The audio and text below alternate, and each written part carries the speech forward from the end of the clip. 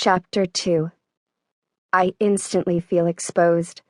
My muscles tighten as if expecting to get shot any moment. I grab Paige's chair and wheel her out of the building. I scan the sky, then all around us like a good little rabbit running from predators. The shadows are quickly darkening over the abandoned buildings, cars, and dying shrubbery that hasn't been watered in 6 weeks. Some tag artist has spray-painted an angry angel with enormous wings and a sword on the condo wall across the street. The giant crack that splits the wall zigzags through the angel's face, making it look demented. Below it, a wannabe poet has scrawled the words, "Who will guard against the guardians?" I cringe at the clattering noise my mother's cart makes as she shoves it over the doorway and onto the sidewalk.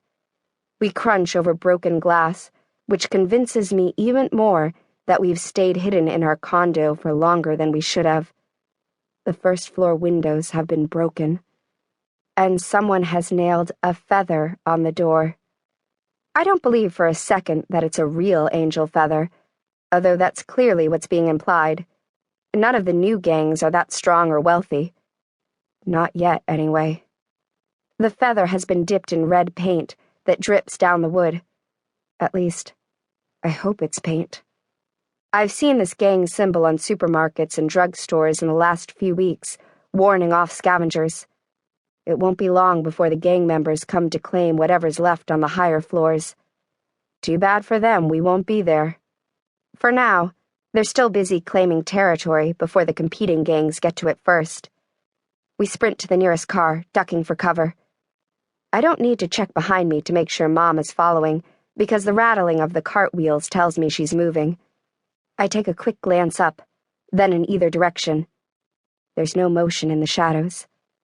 Hope flickers through me for the first time since I made our plan. Maybe tonight will be one of those nights where nothing happens on the streets. No gangs, no chewed-up animal remains to be found in the morning, no screams to echo through the night. My confidence builds as we hop from one car to another, moving faster than I'd expected. We turn onto El Camino Real, a main artery of Silicon Valley. It means the Royal Path, according to my Spanish teacher.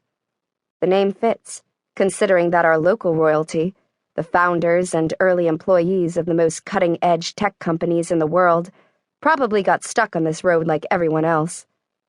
The intersections are gridlocked with abandoned cars. I've never seen a gridlock in the valley before 6 weeks ago. The drivers here were always as polite as can be, but the thing that really convinces me that the apocalypse is here is the crunching of smartphones under my feet. Nothing short of the end of the world would get our eco-conscious techies to toss their latest gadgets onto the street. It's practically sacrilegious, even if the gadgets are just dead weight now. I had considered staying on the smaller streets, but the gangs are more likely to be hiding where they are less exposed. Even though it's night, if we tempt them on their own street, they might be willing to risk exposing themselves for a cartful of loot. At that distance, it's unlikely they'll be able to see that it's only empty bottles and rags. I'm about to pop up behind an SUV to scope out our next hop, when Paige leans through the gaping car door and reaches for something on the seat. It's an energy bar. Unopened. It is nestled among a scattering of papers, as if they'd all fallen out of a bag. The smart thing to do would be for us to grab it and run, then eat it in a safe place. But I've learned in the past few weeks that your stomach can pretty easily override your brain. Paige rips open the package and snaps the bar into thirds. Her face is radiant as she passes the pieces around. Her hand trembles with hunger and excitement. But despite that, she gives us oversized pieces, and only keeps the smallest for herself. I break mine in half, and give half of my share to Paige. Mom does the same. Paige looks crestfallen that we're rejecting her gifts. I put my finger to my lips and give her a stern look. She reluctantly takes the offered food. Paige has been a vegetarian since she was 3 years old, when we visited the petting zoo. Although she was practically a baby, she still made the connection between the turkey that made her laugh and the sandwiches she ate.